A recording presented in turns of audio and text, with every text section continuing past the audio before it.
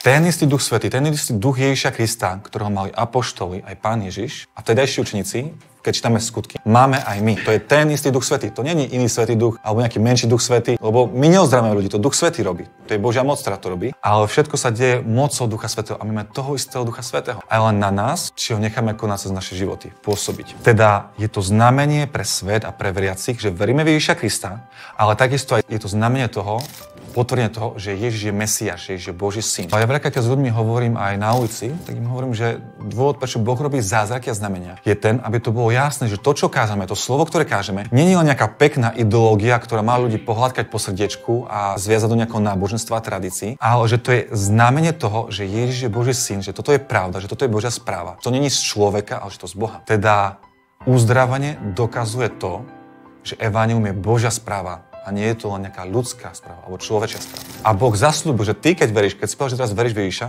že tieto znamenia budeš tiež robiť, respektíve mal by si. Je to tvoje dedičstvo. Je to niečo, čo má pre teba Kristus.